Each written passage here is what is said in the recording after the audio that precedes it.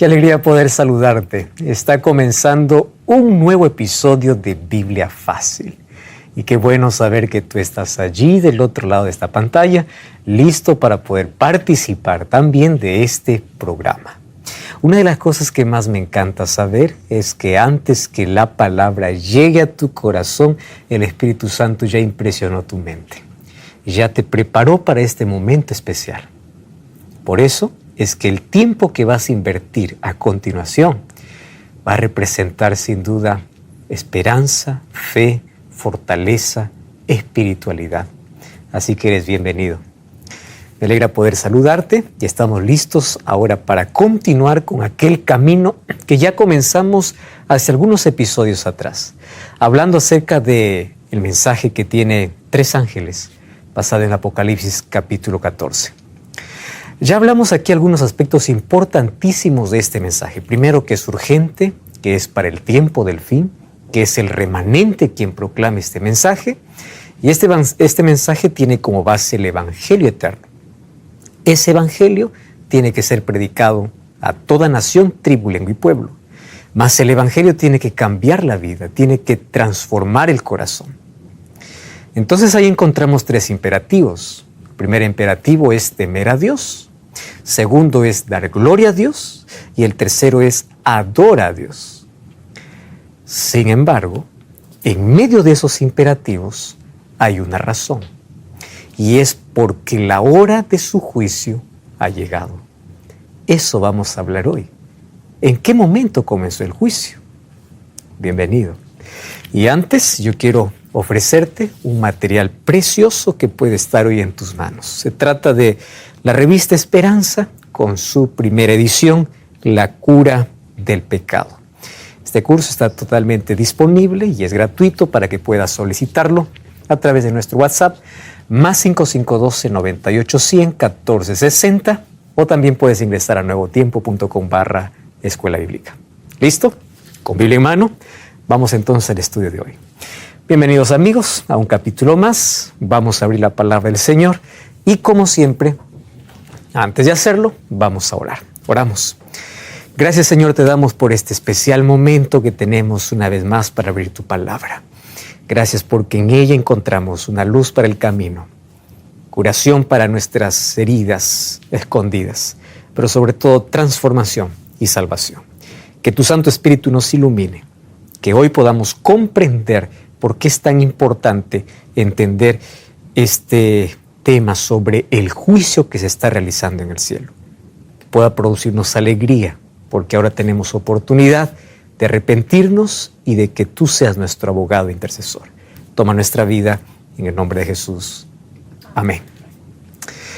Muy bien, en este episodio vamos a hablar acerca de el juicio de Dios.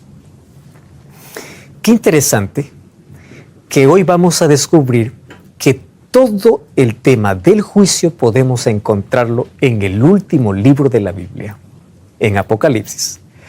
Respaldado obviamente con otros textos proféticos como el libro de Daniel y otros textos en los cuales Jesús mismo habló sobre el juicio. Cuando hablamos sobre el juicio, puede ser que sea un tema impopular, que no mucho se habla. ¿Por qué razón? Porque la mayoría relaciona la palabra juicio con sentencia. Sin embargo, la palabra juicio en la Biblia no es sentencia, es un proceso hasta llegar a la sentencia, como también se hace en todos los tribunales humanos. Antes de la sentencia, primero tiene que haber culpabilidad o declarar inocencia. Entonces, como la Biblia habla de un juicio, vamos a ver algunos aspectos importantísimos que necesitamos conocer. ¿Y por qué las personas no conocen mucho sobre el juicio de Dios? Porque como dijimos en el primer episodio, el cristianismo, especialmente en muchas iglesias dentro del mundo del cristianismo, apenas hablan de Jesús como Salvador, no como Creador, no como juez, no como abogado, no como protector, solo como Salvador. Sin embargo, el Evangelio presenta a Cristo en su totalidad. Y hoy vamos a estudiar Jesús como juez. Y antes de juez, Él es abogado. Vamos a Apocalipsis capítulo 14. Apocalipsis, capítulo 14, una vez más a nuestro texto base. El versículo 7, diciendo a gran voz, temed a Dios y dadle gloria, porque la hora de su juicio ha llegado, y adorad a aquel que hizo el cielo, la tierra, el mar y las fuentes de las aguas. Ya estudiamos en los capítulos anteriores qué significa temer a Dios, qué significa dar gloria a Dios.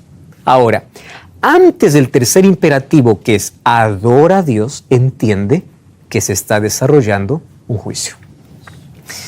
Ustedes sabían que el juicio de Dios se desarrolla en 3 fases. Un juicio de investigación, un juicio de sentencia y un juicio de ejecución. Esto se puede llamar también un juicio investigador, comprobatorio o ejecutivo. Y alguien puede decir, pero ¿dónde está eso? Eso están inventando. No. Vamos a ver que todo eso está aquí en la Biblia, ¿correcto? La mayoría piensa que cuando se habla de juicio en la Biblia, se habla del momento cuando Jesús va a volver a la tierra y ahí elabora un juicio y ahí da la sentencia y ahí acabó. Pero en la Biblia encontramos que el juicio de Dios tiene un proceso. Mas hoy queremos descubrir por qué razón ese juicio tiene un proceso y en qué consiste ese juicio. Vamos entonces para nuestro estudio. Primero tenemos que entender por qué Dios necesita hacer un juicio. ¿Por qué razón? Para ello, tenemos que entender que cuando el pecado entró, no solo afectó el mundo, nuestro planeta. El pecado afectó el universo. Ahora les voy a explicar por qué. Porque el pecado no comenzó en la tierra. Y como el pecado no comenzó en la tierra, entonces el pecado necesitaba ser resuelto a la vista del universo. ¿Dónde comenzó el pecado? En el cielo. ¿Quiénes estaban involucrados? Ángeles, antes de que Adán y Eva pudieran pecar. Entonces, el pecado no fue una mancha solo para nuestro planeta. El pecado fue una mancha universal. ¿Por qué Dios no destruyó a Satanás el momento que él se rebeló? Porque si Dios hubiese destruido a Satanás, hubiese quedado para la eternidad la siguiente pregunta: ¿por qué Dios silenció los reclamos de él? ¿Acaso tenía razón? Y Dios determinó que en el tiempo, a la vista del universo, se revela el verdadero carácter de Satanás y que todas las acusaciones que iban contra él eran solo mentira. Entonces Dios permitió que el tiempo pueda revelar quién es Dios y quién era el rebelde. ¿Y saben por qué esto involucra y Dios necesita hacer un juicio? Por una razón simple. Si Satanás consiguió persuadir en el cielo la tercera parte de ángeles, imagínense, seres inteligentes, claro, libres como los seres humanos, pero inteligentísimos, consiguió persuadir, ¿cuánto más a la humanidad? Entonces, como el pecado es una mancha que envuelve el universo está a la expectativa de cómo Dios resuelve este problema. Entonces vamos a ver que va más allá de nuestro entorno y más allá de nuestro planeta. Apocalipsis 12, 7 al 9 dice que hubo una batalla en el cielo. Satanás fue lanzado, dice la serpiente antigua que se llama Diablo y Satanás, y todos los ángeles fueron arrojados con él. Ahí habla de la expulsión después de la rebelión. Pero entonces, primer concepto, se necesita un juicio. ¿Por qué? Porque el pecado es una mancha en el universo. Número 2, los argumentos que Satanás usó para acusar a Dios tenían aparentemente coherencia y ocasionaron confusión.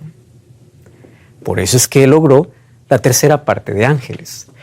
¿Hay ángeles involucrados en el mal? Claro, la tercera parte está aquí en la tierra actuando como demonios. Otros observan cómo Dios trata el mal. Por eso necesitamos que haya un juicio y este juicio se dará en 3 fases. Ahora, respondiendo a la siguiente pregunta: ¿Por qué en 3 fases? Voy a resumir esto. Porque el pecado rompió la armonía que había en el universo. Nosotros tenemos que imaginar más allá de nuestro planeta, que es tan pequeño, es una arena en medio de imagino, ustedes ya vieron aquellas imágenes, ¿no? Como la Tierra dentro del sistema solar, cómo es el sistema solar dentro de una galaxia, cómo es esa galaxia dentro de una vía. Y eso es infinito. Y Dios ha creado otros seres inteligentes también. Ahora, es interesante notar que el pecado, cuando entró en el universo, rompió la armonía entre ¿quiénes? Ángeles, nuestro planeta y el universo. Y a través del juicio, Dios tiene que dar respuestas a cada grupo. A los ángeles, a los humanos y a todo el universo. Por eso es necesario que haya un juicio, y este juicio es necesario que tenga 3 fases.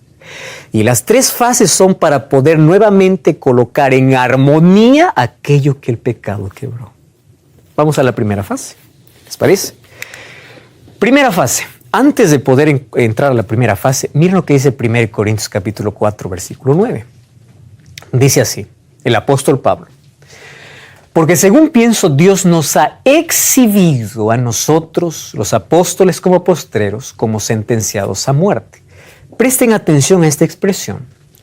Pues hemos llegado a ser espectáculo al mundo, solo que la palabra mundo en el griego es cosmos, que es universo. Solo que para nosotros traducido, pues solo como mundo. Entonces Pablo dice, nosotros llegamos a ser espectáculo al universo. ¿A quién más? A los ángeles y a los hombres. Cuando habla de los hombres, está hablando ya de nuestro planeta. Entonces viene de más a menos. Nosotros aquí, dice, somos del espectáculo para ver cómo Dios trata el mal desde el universo, los ángeles y los humanos. Entonces allí es necesario el juicio para que no quede duda alguna de salvación. ¿Por qué Dios salva a uno? ¿Por qué el otro se pierde? ¿Por qué algunos ángeles perdidos para siempre? Porque Dios tiene que responder, y esas respuestas demandan de un proceso. El libro de Colosenses capítulo 1, 19 y 20 reafirma una vez más esta idea. Entonces el universo está a la expectativa para que todas las dudas sean contestadas, y para eso se necesita un proceso. Vamos a la primera fase del juicio. Apocalipsis 14, versículo 7. Ya leímos el texto, volvemos a leer. Dice, temed a Dios y dadle gloria, porque la hora de su juicio, ¿qué cosa dice? Ha llegado. A ver, presten atención aquí. ¿Cuándo se predica el mensaje de los 3 ángeles? ¿Antes de la venida de Jesús o después de la venida de Jesús? Antes. Porque este es el último mensaje que se da en el tiempo del fin, antes que Jesús regrese. Y antes que Jesús regrese, antes que de su mensaje el segundo ángel y el tercer ángel, el primer ángel, ¿qué cosa dice? La hora del juicio llegó. O sea, hay una fase de juicio antes de la venida de Jesús. Aún no proclama su mensaje el segundo ángel ni el tercer ángel. El primer ángel dice, cuando yo estoy proclamando este mensaje, el juicio ya comenzó. ¿Y cuándo es proclamado estos mensajes? Antes de la venida de Jesús. Porque hay muchos que dicen, no, el juicio es solo cuando Jesús venga. No, no. Antes de la venida de Jesús, el primer ángel dice, la hora del juicio llegó. No dice llegará, ¿correcto? No está a futuro, ha llegado. Y esa palabra llegado significa ha comenzado. Antes de la venida de Jesús, con la primera fase de este juicio. Muy bien. ¿Cómo se desarrolla este juicio? Ustedes saben que Apocalipsis y Daniel son libros que se complementan. Y hoy vamos a ver cómo Daniel nos muestra el momento cuando se realiza esta primera fase. En Daniel capítulo 7, a Daniel le es revelado la sucesión de reinos o imperios que sucedería en el transcurso de la historia. Y es revelado por 4 bestias. La primera de ellas es un león con alas. Ala representa velocidad, león ferocidad y representa Babilonia, que fue del año 605 hasta el año 539.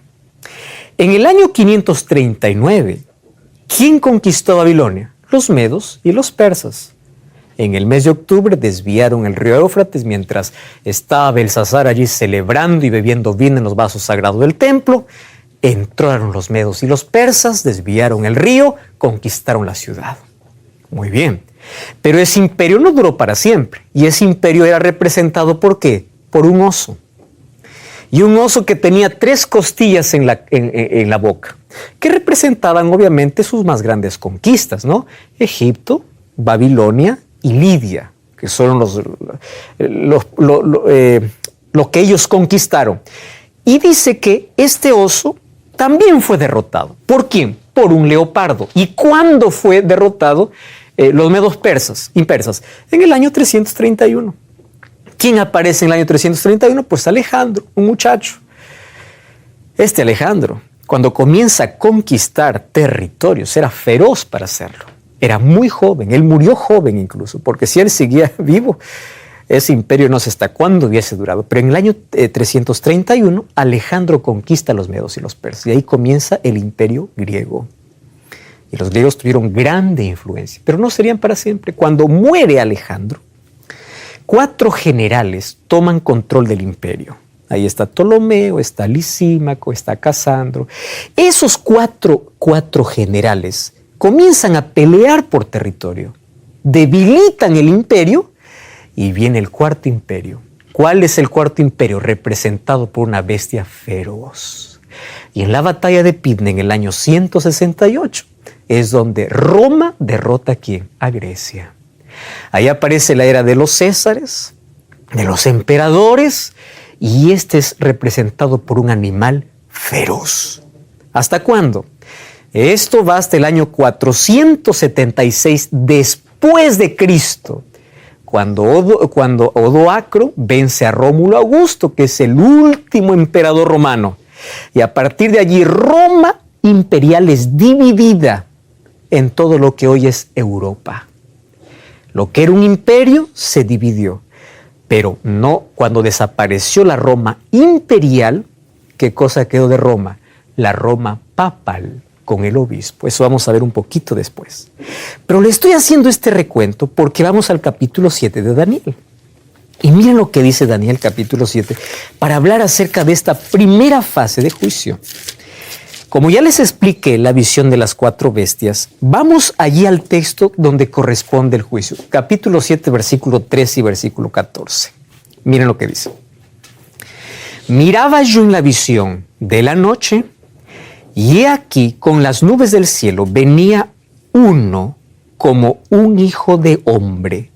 ¿Recuerdan cuál era el título que a Jesús se le daba en el Nuevo Testamento? El Hijo del Hombre. Muy bien, aquí aparece el Hijo de Hombre. Vino hasta el anciano de días. ¿Quién es el anciano de días? El Padre. Y le hicieron acercarse delante de él. Le fue dado, dice, dominio, gloria y reino para que todos los pueblos, naciones y lenguas le sirvan. Su dominio es dominio eterno, que nunca pasará, y su reino uno que no será destruido.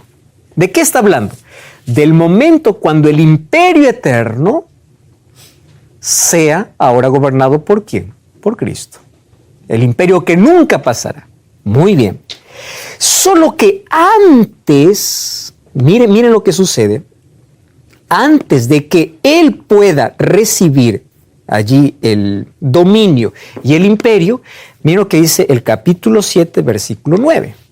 Antes de que comience el reino eterno, ¿qué cosa sucede en el versículo 9? Estuve mirando hasta que fueron puestos tronos y se sentó un anciano de días, cuyo vestido era blanco como la nieve, el pelo de su cabeza como lana limpia, su trono llama de fuego, ruedas del mismo fuego ardiente, un río procedía y salía delante de él, millares de millares le servían, millones asistían delante de él. ¿Y qué cosa dice? Y el juez se sentó y los libros fueron abiertos. ¿Para qué se siente un juez? Para realizar una obra de juicio. Muy bien. Este juicio entonces se desarrolla antes de que el Hijo del Hombre les sea dado el dominio eterno. ¿Cuándo es dado ese dominio eterno? Cuando Jesús regresa. Antes de la venida de Jesús, ¿qué cosa existe entonces? Un juicio. Pero ese juicio, ¿cuándo sucede? Acompáñenme un poquito más atrás. Viene el versículo 8. Mientras yo contemplaba los cuernos, he aquí un cuerno pequeño salía entre ellos, y delante de él fueron arrancados 3 cuernos de los primeros, y este cuerno tenía ojos como de hombre y una boca que hablaba grandes cosas. Ah, qué interesante. Miren, esto lo vamos a estudiar a profundidad en otro capítulo, pero aquí un adelanto. De la Roma imperial, de la Roma de los emperadores y de los césares, de esa Roma imperial quedó la Roma religiosa. Cuando Rómulo Augusto fue depuesto de su trono, 10 tribus bárbaras, se les decían bárbaras porque no hablaban bien el idioma y balbuceaban, eran extranjeras, comienzan a dividir el imperio romano. En el año 350, cuando es trasladada la capital a Constantinopla, el reino comienza a debilitarse. Comienzan las disputas entre ellos y el año 476 es conquistado. Solo que cuando el emperador sale de escena, ¿quién ocupa la figura principal? El obispo. Y ese obispo, a partir del año 533, él recibe autoridad, pero no hasta destruir a 3 tribus, que eran tribus arrianas que estaban en contra de ese obispo. Cuando esas 3 tribus fueron destruidas, entonces este cuerno pequeño, este poder religioso, comienza una obra. ¿Qué obra? Y ahí vamos a ver, miren su obra, versículo 24, ahí comienza la explicación. Los 10 cuernos significa que se levantarán 10 reyes, o sea, son las 10 tribus que conquistaron Roma. Tras ellos se levantará otro que será diferente. Claro, es diferente porque no solo es político, sino religioso. Hablará palabras contra el Altísimo, a los santos del Altísimo quebrantará, pensará cambiar los tiempos y la ley y perseguirá. Pero se sentará el juez y le quitará, ¿qué cosa? Su dominio. Muy bien, aquí ya nos dio clarito el mensaje. ¿Qué cosa está diciendo? Cuando la Roma imperial desaparezca, quedará un cuerno pequeño. Es diferente, pero se hará grande. ¿Y por qué se hará grande? Hablará palabras contra el Altísimo y perseguirá a los santos del Altísimo.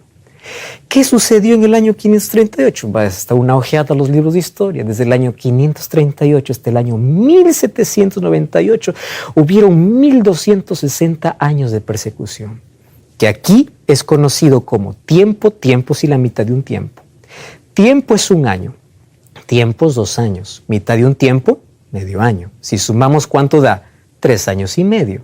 3 años y medio multiplicado por 30, ¿cuánto da? 42 meses. 42 meses multiplicado ahora sí por 30 que tiene cada mes, ¿cuánto da? 1260 días.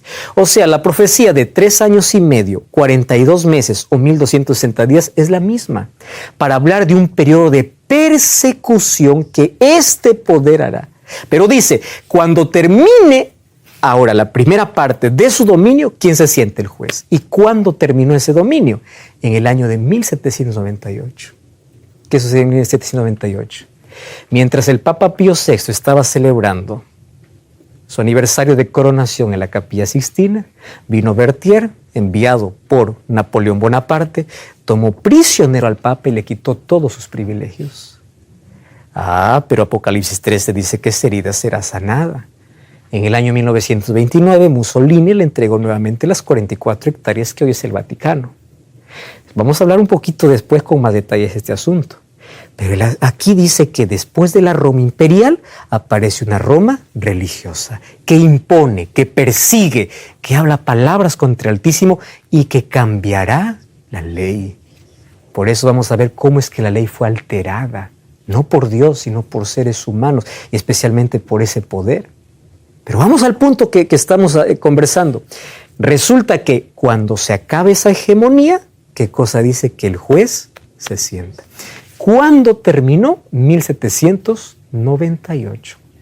Quiere decir que pasando 1798 comenzaría la primera fase de juicio.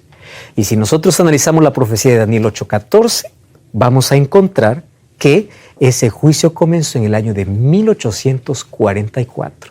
Justo después de 1798 pasaron unos años y allí comenzó un juicio ¿dónde? En el cielo. ¿Qué significa un juicio en el cielo? ¿Que Jesús deja de ser nuestro intercesor? No. Jesús continúa intercediendo, pero en la medida que es nuestro abogado intercesor, se está también realizando un juicio primero por todos aquellos que ya murieron, porque aquellos que ya murieron sus obras terminaron. Pero ojo, esta primera fase de juicio necesita pasar primero ¿por quiénes? Por el pueblo de Dios. ¿Qué cosa dice 2 Corintios 5:10? Es necesario que todos nosotros comparezcamos ante el tribunal de Cristo. ¿Qué significa todos nosotros? ¿Significa que cada uno va a ir al cielo para que Dios le juzgue? No. ¿Saben cómo nosotros comparecemos ante el tribunal de Cristo? A través de registros. Los ángeles están registrando cada decisión, cada palabra. ¿Recuerdan a Jesús que dijo, por cada palabra serás justificado, serás condenado? Jesús habló mucho acerca del tema del juicio. En Mateo capítulo 11 dice, ay de ti Corazín, ay de ti Betsaida, si los milagros se hubiesen hecho como si hubiesen hecho como en ti, si estos milagros se hubiesen hecho en Sodoma y Gomorra, ellos se hubiesen arrepentido. En el día del juicio, para ustedes será más grave el castigo. Jesús habló acerca de juicio. Muy bien, ahora dice, todos tenemos que comparecer. Y la pregunta es, ¿qué significa todos? ¿Significa que toda la humanidad o solo una parte? ¿Quiénes comparecen en la primera parte del juicio? Y mejor, ¿cómo comparecemos? Eso responderemos. Vamos a una brevísima pausa, no cambies el canal. Ya regresamos. Qué Biblia Fácil.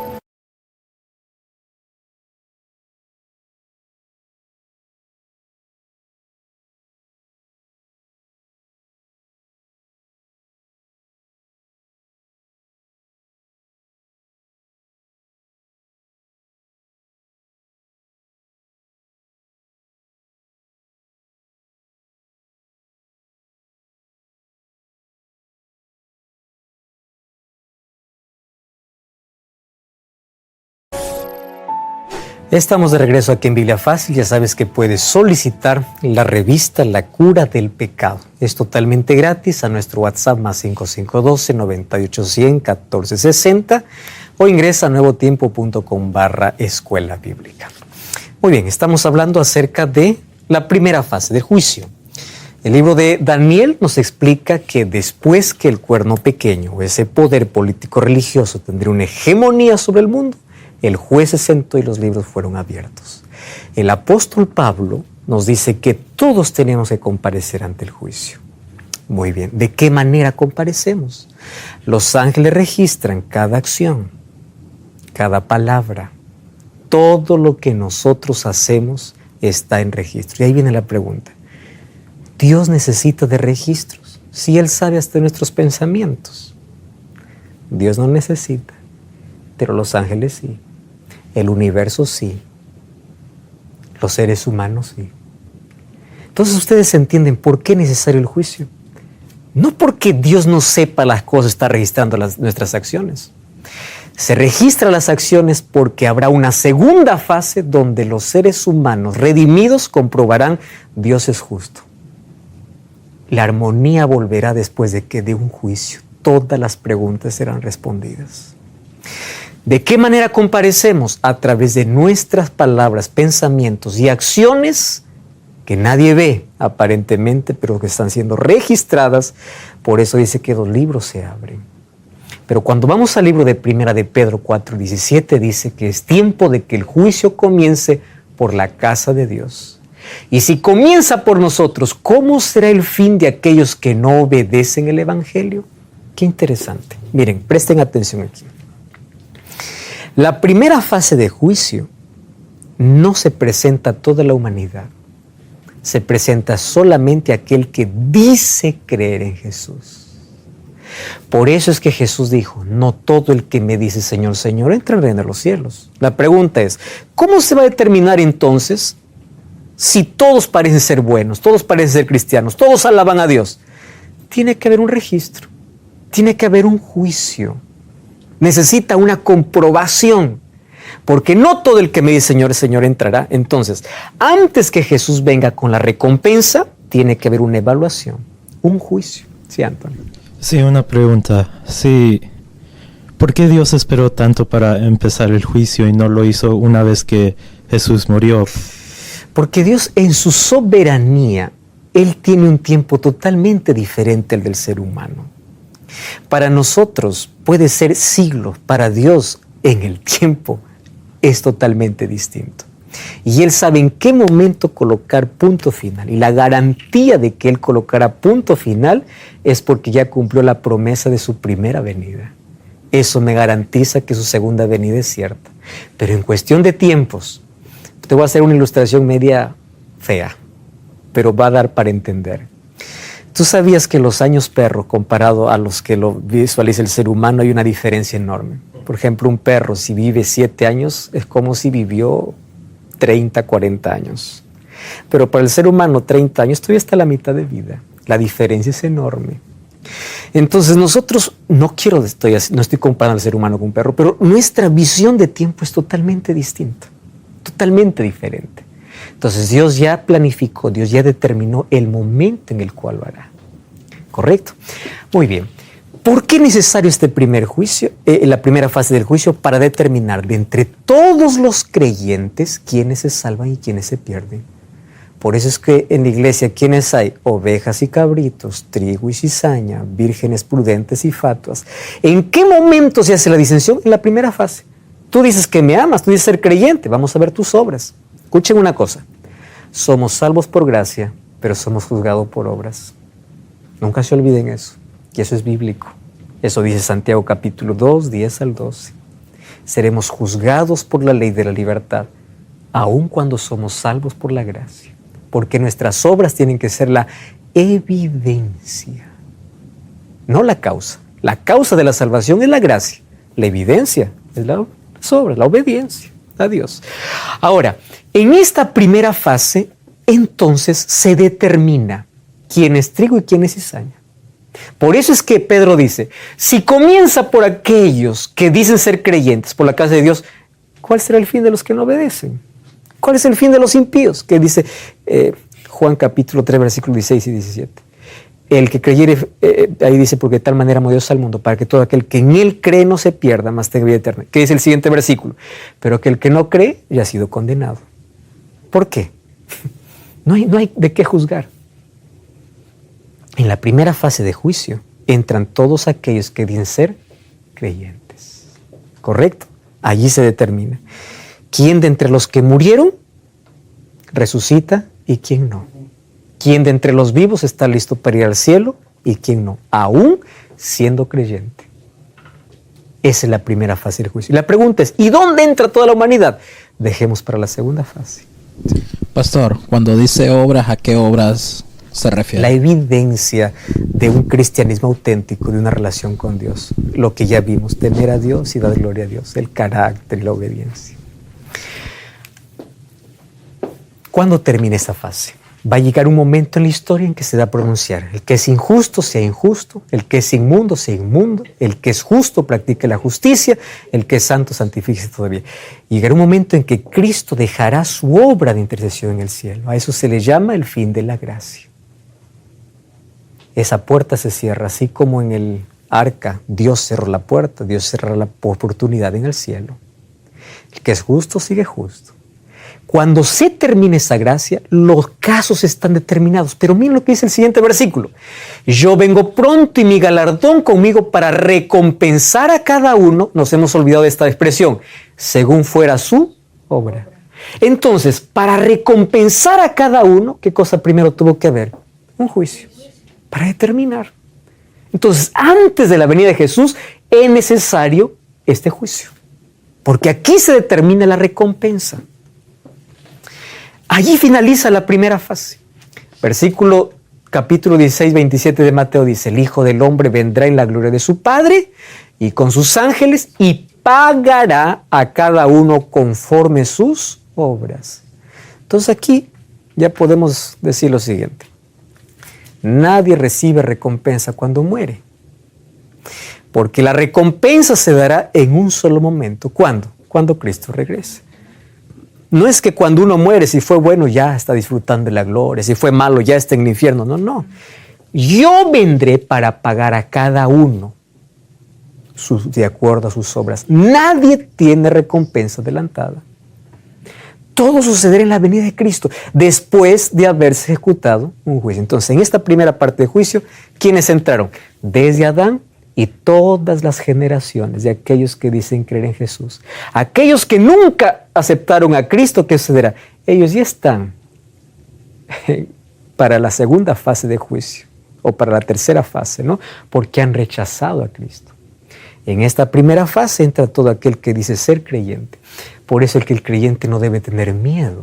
¿Por qué no debe tener miedo? Hijitos míos, estas cosas escribo para que no pequéis. Si alguno hubiese pecado, abogado tenemos. Si yo tengo una relación correcta con Cristo, si yo obedezco sus mandamientos, si yo vivo de acuerdo a su palabra, cuando yo paso por este juicio, Él intercede por mí. Pero si yo soy un creyente falso, mediocre, soy un lobo disfrazado de oveja, ahora sí hay que tener miedo. ¿Por qué razón? Porque mis obras no acompañan mi convicción. ¿Correcto? El juicio es buena nueva porque declara inocente a aquel que se une a Cristo. Fíjense, porque Cristo se presenta en nuestro lugar. Nuestra justicia no es nuestra, es la de Cristo. Pero aquel que pasa sin Cristo en el juicio, por mejores obras que tenga, es condenado. ¿Por qué razón? Porque la justicia humana, dice Isaías, es como trapo de inmundicia. No alcanza. Ahora, en esta primera fase de juicio, ¿termina cuándo entonces? Cuando se cierra el tiempo de la gracia y Cristo viene a entregar la recompensa a cada uno. ¿Cuándo es eso? Su segunda venida. Y allí comienza la segunda fase. Y miren, la segunda fase está en el mismo libro de Apocalipsis. Vamos a Apocalipsis capítulo 20. Apocalipsis capítulo 20, versículo 4 y versículo 5. ¡Wow! Este texto es impresionante. Dice así: vi tronos. ¿Ustedes se acuerdan de Daniel? ¿Quiénes estaban en el trono? El Hijo del Hombre, el Anciano de Días. Muy bien. Ahora nuevamente hay trono. ¿Quiénes están en estos tronos? Y se sentaron sobre ellos los que recibieron facultad de juzgar, y vi las almas de los decapitados por el testimonio de Jesucristo y por la palabra de Dios, que no habían adorado a la bestia ni a su imagen, que no recibieron la marca en su frente ni en sus manos. Vivieron y reinaron con Cristo por 1000 años. ¿Quiénes ocupan ese trono? Aquellos que vencieron con Cristo. ¿Y dónde están? En el cielo. Esos tronos son ocupados por aquellos que van a pasar el milenio con Cristo. Que dice el versículo 5. Pero los otros muertos no volvieron a vivir hasta que se cumplieron los 1000 años. Esto es la primera resurrección. Entonces, ¿quiénes resucitan cuando Jesús viene? Solamente los que en el juicio pasaron aprobados. Ven, buen siervo fiel. Los otros quedan en sus tumbas. ¿Hasta cuándo? Hasta que pasen los 1000 años. Mientras pasan los 1000 años en el cielo, ¿qué cosa hay en el cielo? Tronos. ¿Y quiénes se sientan para juzgar? Aquellos que vencieron por causa de la palabra de Dios. Los creyentes, sinceros, fieles, íntegros. ¿Por qué es necesario este juicio? Recuerden, ¿respuestas a quiénes? Al universo, a los ángeles y a los humanos. Este juicio es para que ningún ser humano en la eternidad quede con un rastro de duda sobre la justicia de Cristo. ¿Saben por qué? Porque el cielo reserva sorpresas. ¿Cuál es la sorpresa? Las personas que dijimos así, no, este tiene que estar en el cielo, tiene que estar, no está. Y puede ser que la persona que nunca imaginamos está. Y puede crear dudas. ¿Cómo? Él era así. Sí, él era así, pero tú no sabes el momento de su arrepentimiento. Él se arrepintió. Por eso es que nadie puede terminar la salvación. Porque nadie conoce el corazón. Nadie. Solamente Dios. Y en el cielo, a través de los registros, podremos ver, fulano no está aquí, no porque Dios no quiso salvarle, no porque Dios no le dio oportunidad, sino porque él jugó con la gracia de Dios, rechazó a Cristo y rechazó todas las oportunidades. Dios es justo. entonces todas las dudas del ser humano quedarán satisfechas. Todas. La eternidad no comenzará sin este juicio, que es el juicio que se llama de comprobación. ¿Por qué comprobación? Porque toda la humanidad redimida dirá, Dios es justo. Eso es lo que dice 1 Corintios 6, 1 al 3.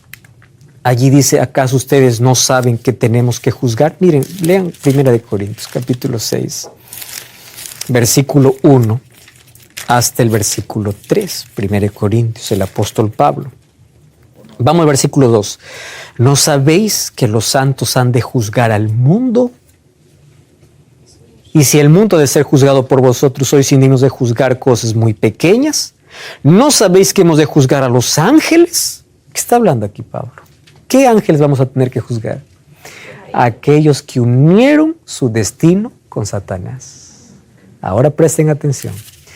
Con los registros, ¿quiénes están satisfechos con las respuestas? El universo, porque todo el universo ve la justicia de Dios. Las acusaciones del diablo era solo una mentira. Aquellos que prevalecieron firmes con Dios, ellos se salvan, no por sus méritos, sino porque se aferraron a Cristo, aceptaron el sacrificio de Cristo. Nadie se salva por sus buenas obras. Somos juzgados por obras, pero no salvos por obras. Somos juzgados o somos salvos por gracia. Pero la gracia, ¿qué cosa trae? Transformación, buenas obras. Eso es el Evangelio eterno. La gracia transforma, la gracia cambia. Muy bien. Entonces, los ángeles quedan todas sus preguntas respondidas. La humanidad queda todas sus preguntas respondidas. Pero falta el universo. ¿Por qué el universo? El universo quiere ver en qué momento se termina esa mancha para que nuevamente todo pueda estar en armonía. Para eso es necesario la tercera fase de juicio. ¿Y dónde encontramos esa tercera fase? Apocalipsis capítulo 20, versículo 11 hasta el versículo 15. Miren, aquí encontramos la tercera fase. Vi un gran trono blanco. Cada vez que ustedes ven trono, eso es escena de juicio. Daniel, ¿qué cosa estaba? Un trono. Apocalipsis 20, ¿qué estaba? Otro trono, pero junto con los redimidos. Versículo 11. Vi un gran trono blanco, el que estaba sentado delante, y al que estaba sentado en él. Delante de él huyeron la tierra y el cielo, ningún lugar se encontró para ellos. Ahora vi muertos, grandes y pequeños, de pie delante de Dios. ¿Y qué cosa dice?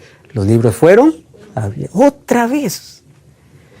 Y otro libro fue abierto, el cual es el libro de la vida, y fueron juzgados los muertos por las cosas que estaban escritas en los libros según sus obras. Es decir, aquellos nombres no estaban escritos en este libro de la vida. Ahora, ¿qué sucede con aquellos que resucitan? El mar entregó los muertos que había en él. La muerte y el Hades entregaron los muertos que había en ellos. Fueron juzgados cada uno según sus obras. La muerte y el Hades fueron lanzados al lago de fuego. ¿Esta qué cosa es? La segunda muerte. Y el que no se halló inscrito en el libro de la vida fue lanzado también al lago de fuego. Muy bien, vamos a hacer un resumen entonces. Antes de la venida de Jesús hay un juicio. Y esa primera fase de juicio, ¿quién lo realiza? Cristo. La segunda fase de juicio, ¿quién lo realiza? Los redimidos. Pero ya no para determinar quién se salva o quién se pierde, simplemente para comprobar que Dios es justo en salvar a quien se salvó. Y en la tercera fase de juicio, es después de los 1000 años, otra vez ese trono blanco. Y allí que después de los 1000 años, ¿qué cosa sucederá? Cristo vuelve con la nueva Jerusalén. En el siguiente capítulo, capítulo 21, habla que viene la Jerusalén tan hermosa como una novia preparada. ¿Viene para qué? Para sentarse sobre la tierra. Pero antes que se asiente sobre la tierra, nuevamente la última fase de juicio. Todos se levantan, aquellos que fueron tragados por tiburones, aquellos que fueron despedazados, aquellos que nunca se encontraron sus cuerpos. ¿Qué cosa dice? La muerte entregó esos cuerpos. Todos resucitan como la arena del mar. ¿Y ahí qué cosa están? Los libros. Solo que aquellos que resucitan después de los 1000 años, sus nombres no están escritos ¿dónde? En el libro de la vida. Y en ese momento pasará como una película para todas las personas las oportunidades que recibieron para arrepentirse, para cambiar, para aceptar. y ellos siempre rechazaron. Amigos, nadie se perderá por su pecado. Quiero explicarme mejor. El pecado va a hacer que podamos perdernos. Pero nadie puede decir porque soy pecador me pierdo, porque el pecado tiene solución, Cristo. La gente se perderá por rechazar la medicina para su problema. ¿Cuál es la medicina? La gracia de Cristo. Nadie se perderá por su pasado. La gente se perderá por haber rechazado a Jesús. Ese es el Evangelio. Por vivir su propia voluntad, su propio camino. ¿Y qué cosa sucederá cuando esto suceda? Aquí viene la muerte segunda. ¿Qué significa la muerte segunda? La primera muerte significa todo lo que nosotros estamos aquí condenados, ¿no?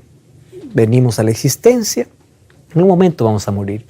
Pero aquel que muere tiene esperanza de resurrección y de vivir eternamente, confiados en la promesa de que Cristo vendrá y resucitará a todos los que murieron en Él. Eso dice 1 Tesalonicenses capítulo 4. Esa es la muerte que tiene solución. Cristo no vino a morir para salvarnos de la primera muerte.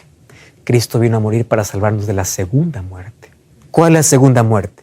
La muerte que no tiene esperanza. La muerte eterna. La muerte donde es lanzado al lago de fuego para siempre. No más hay esperanza. De esa muerte Jesús vino a salvarnos. Entonces, ¿qué sucede cuando estas personas se levanten y vean que sus nombres no están inscritos en el libro de la vida y de que todos ellos desperdiciaron la oportunidad que tuvieron de aceptar a Cristo? Ellos mismos, dice, que se postrarán delante de Dios. Y ahí se cumple lo que dice el apóstol Pablo. Toda rodilla se doblará y todos confesarán que Cristo es el Señor. ¿Saben por qué? Ellos mismos dirán, nosotros merecemos el castigo. ¿Y qué cosa sucede? Malaquías 4:1. Viene el día ardiente como horno. Los soberbios y los que hacen maldad serán estopa. Aquel día vendrá, los abrazará y no les dejará ni raíz ni rama. El pecado habrá sido eliminado para siempre. Entonces todo vuelve a estar en armonía como antes de la entrada del pecado. El universo tiene respuestas, los ángeles tienen respuestas y la humanidad tiene respuestas. El pecado habrá sido apenas un recuerdo doloroso del pasado. Nunca más se levantará. Pero antes que ocurra eso, ¿qué cosa hay? Un juicio de parte de Dios. Y este juicio es para que no quede rastro de duda alguna, ni en los ángeles, ni en el universo, ni en el ser humano, de la justicia de Dios. Ahora estamos viviendo ¿qué cosa? La primera fase de juicio. Vivimos un juicio. Santiago 2:10 al 12 dice que somos juzgados por la ley. Somos salvos por la gracia, juzgados por las obras. Y en esa base nosotros necesitamos creer que Jesús es nuestro intercesor. Acerca de esa ley vamos a hablar en otro capítulo. Mas hoy necesitamos comprender algo. Todos los días nuestras acciones son registradas. Probablemente estoy hablando para alguien que dice, nadie sabe la corrupción que yo realizo, la deshonestidad, la deslealtad. Nadie sabe, lo haces a oscuras. Todos tus actos están siendo registrados. Ya sabes, hoy todavía estás vivo y tienes oportunidad de hacer de Jesús tu Salvador, de acercarte ante el trono de la gracia para encontrar misericordia, de permitir que Jesús pueda perdonarte. Y en el nombre de Dios te digo una vez más, nadie se perderá por causa de su pasado. Nadie se perderá por causa de un grave pecado. La gente se perderá por no haber aceptado la gracia de Cristo. Y la gracia que salve, la gracia que transforma, es la que te lleva al arrepentimiento, la que te lleva a un cambio, la que te hace vivir en armonía con la palabra de Dios. ¿Quieres aceptar a Jesús como tu Salvador, como tu abogado, como tu intercesor? Acéptalo hoy en tu corazón y permite que tu nombre se escriba en el libro de la vida. ¿Sabes cuándo sucede eso? El momento que te entregas a Cristo y El momento que tú eres bautizado como demostración pública de tu amor por Cristo, tu nombre está siendo registrado en ese libro. ¿Cuál es el paso que te falta? ¿Por qué todavía no has decidido? Toma la decisión ahora. Yo voy a estar orando por ti. Hoy puedes acercarte ante el trono de gracia para decir: Señor, gracias por tu sacrificio. El sacrificio de Jesús será en vano si es que tú no aceptas su sacrificio en tu vida. ¿De qué sirven los brazos de Jesús abiertos cuando tu corazón está cerrado? Ahora hay gracia para ti. Y hoy te invito para que puedas buscar una iglesia adventista del séptimo día.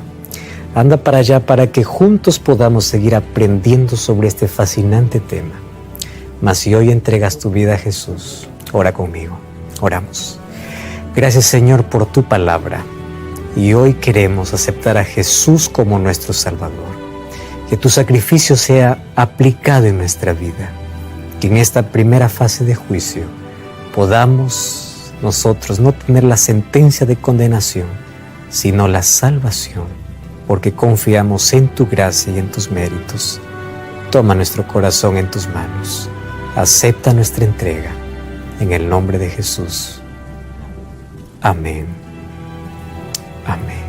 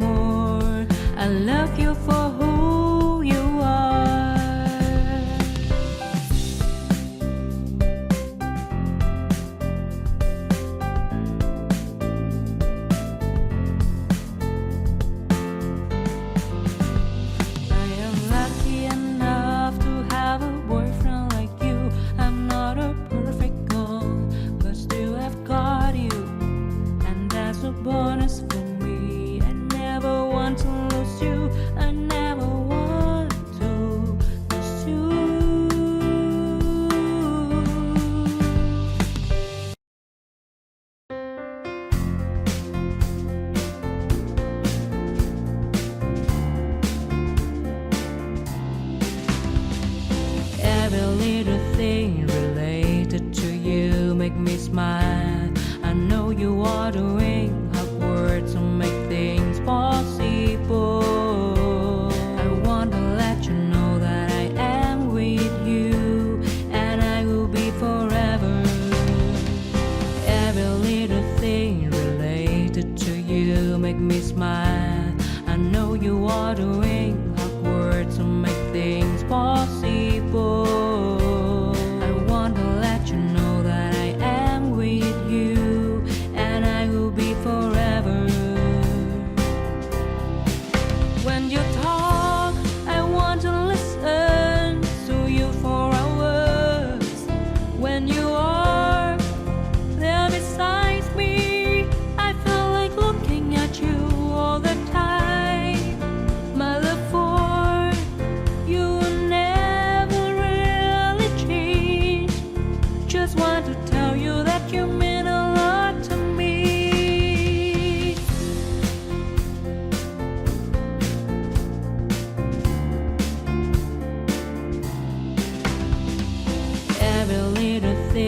Related to you make me smile. I know you are doing